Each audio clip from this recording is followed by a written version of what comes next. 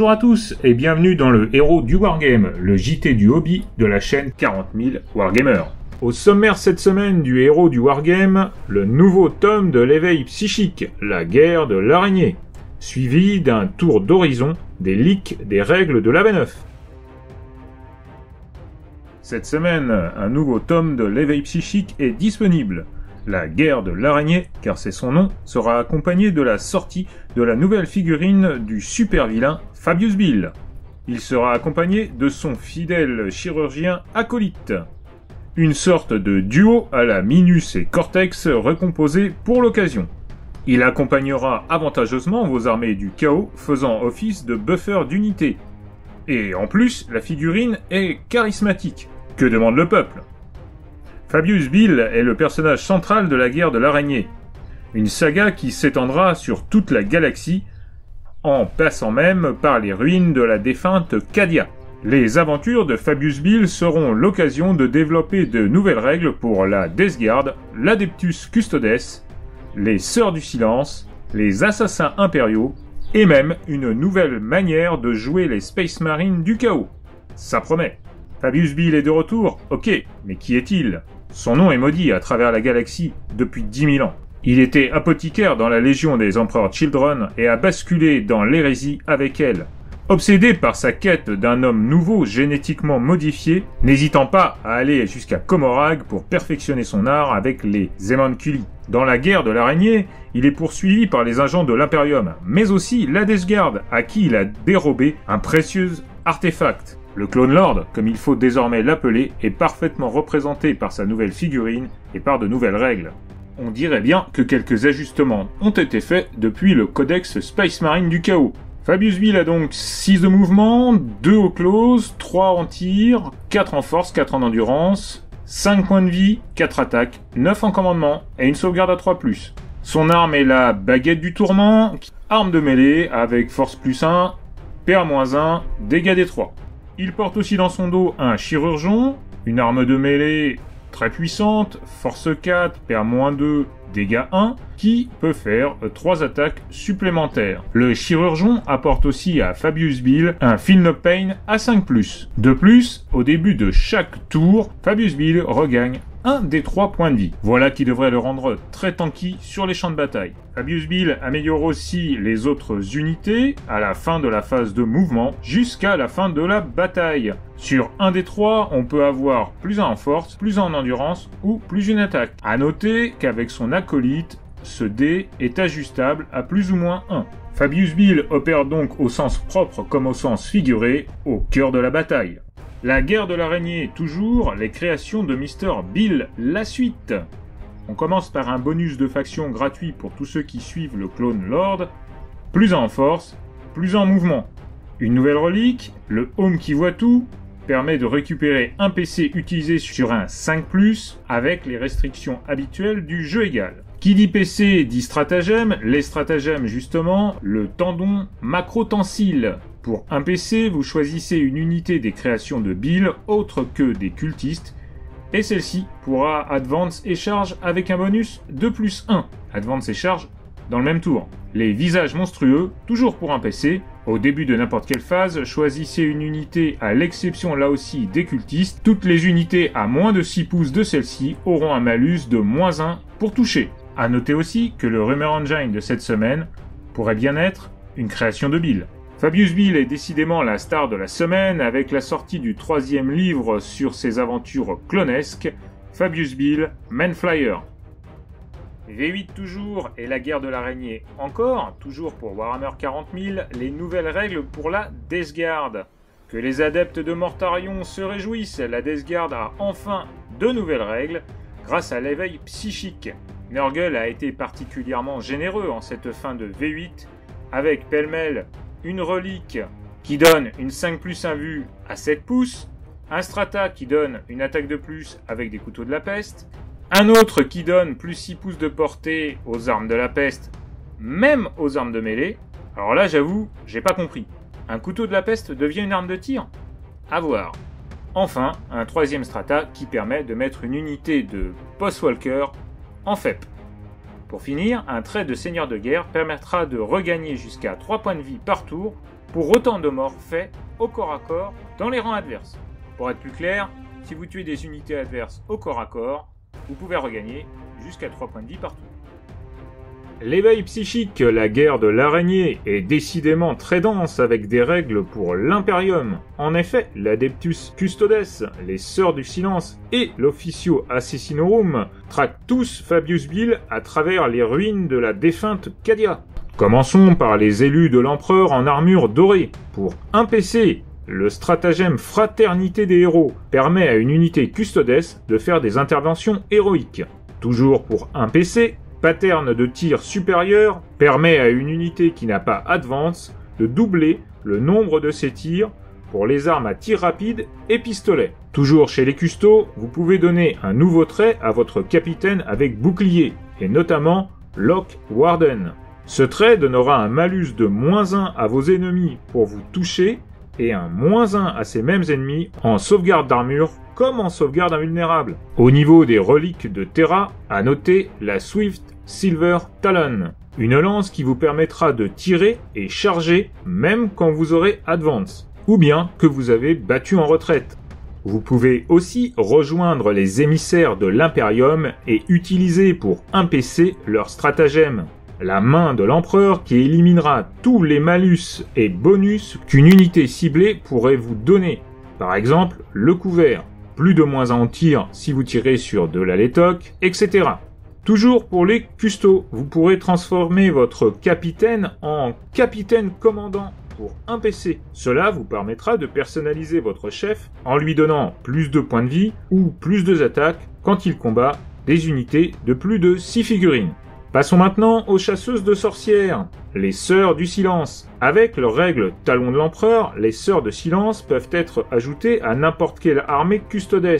Mais maintenant, avec Null Maiden, vous pouvez les ajouter à une armée Space Wolf comme sur Prospero. Nous voyons aussi pour un PC un stratagème qui permet d'annuler l'effet d'un sort à 18 pouces. Pour finir, parlons des assassins avec le stratagème Shadow Assignment qui vous permet juste avant la bataille pour 2 PC de changer le type de votre assassin.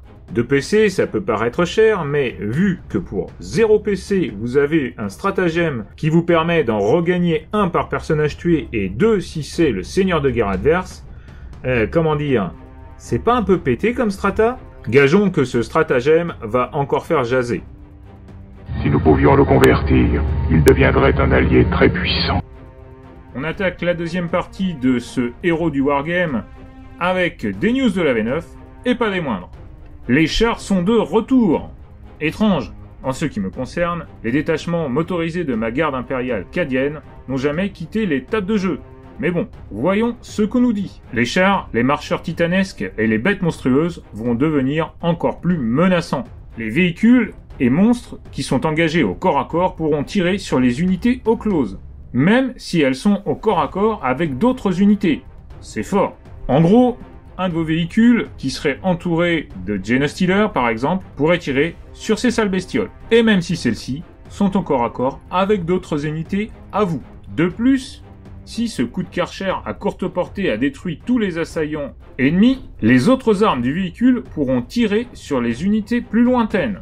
Je pense que la déclaration des cibles sera quand même simultanée, et donc il faudra anticiper la létalité de vos tirs au corps à corps. Il y aura quand même un petit malus de -1 pour toucher, mais bon, ça reste extrêmement violent.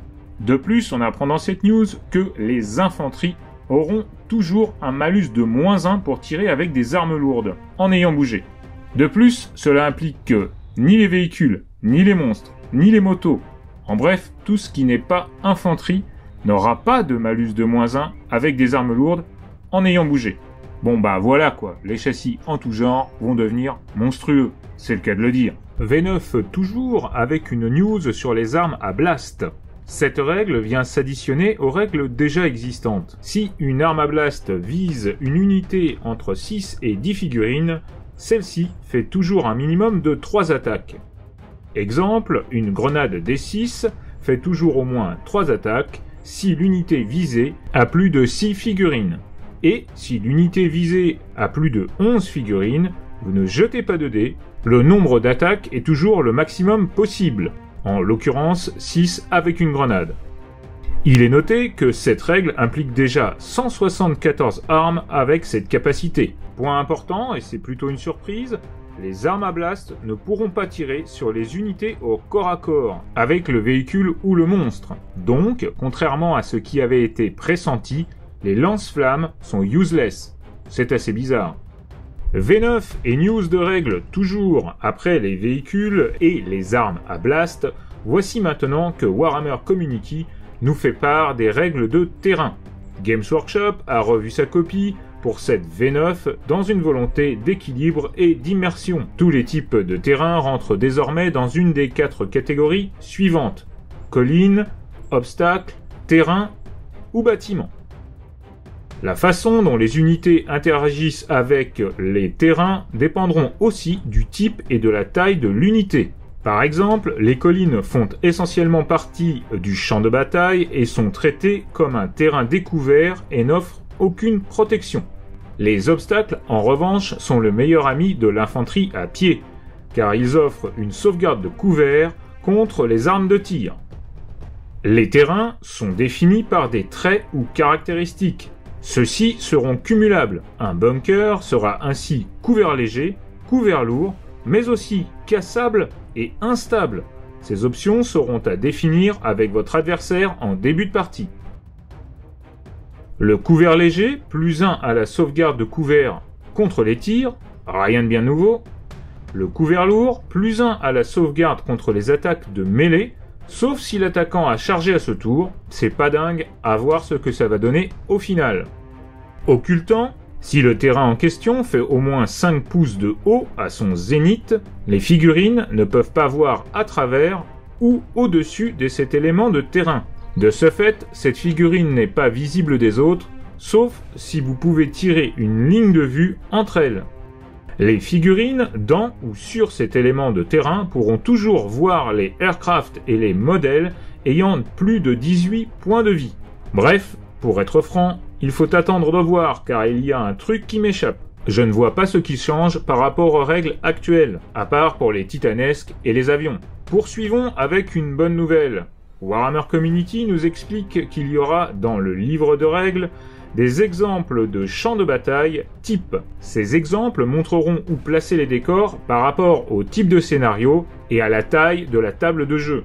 À noter le format des tables, avec des tailles un peu loufoques par rapport à ce qu'on a toujours connu. On voit clairement que Games Workshop ressort la vieille marotte du jeu à la maison sur la table du salon. Moi je veux bien, mais 40 000 à des distances de tir, de mouvement, etc. qui imposent certaines distances, notamment en largeur de table de jeu. Sur une table de moins de 48 pouces de côté, jouer à plus de 500 points est aujourd'hui quasi impossible. En effet, le joueur qui a le premier tour a de grandes chances de raser son adversaire en un tour. Bref, cette annonce demande à être revue. Pour l'instant, c'est pas folichon. Espérons que la news « Prendre les airs » soit plus intéressante. Voyons cela. On nous explique que nos chers et même très chers aéronefs vont pouvoir aller et venir à leur guise sur les tables de jeu. S'ils sortent de la table, ils pourront désormais revenir plus tard en réserve stratégique. Un mécanisme bien connu des joueurs de Battle V8, sauf que ceux-ci devraient arriver à 6 pouces du bord de table et à 9 pouces de toute unité ennemie, comme en FEP. Pour autant, elles ne pourront pas charger au tour où elles reviennent en jeu. Autre point important, les avions n'auront plus de socle. Enfin si, mais non. Enfin juste un cercle pour tenir dessus. Les unités terrestres pourront bouger sous les volants. Les zones de restriction de 1 pas des socles volants par rapport aux terrestres et des terrestres par rapport aux volants n'interfèrent plus. Bref, les piétons regarderont passer les avions. Et ça, c'est plutôt cool. À noter aussi qu'on se retrouve cette semaine pour une émission spéciale sur les révélations de la sortie V9 de Warhammer 40 000. Voilà, le héros du Wargame est maintenant terminé. Toute l'équipe espère que cela vous aura plu. Si c'est le cas, n'hésitez pas à lâcher un petit pouce bleu, à vous abonner à la chaîne et à la partager autour de vous. On se retrouve très bientôt. D'ici là, portez-vous bien. Et surtout, n'oubliez pas, sans contrôle, la chagate n'est rien.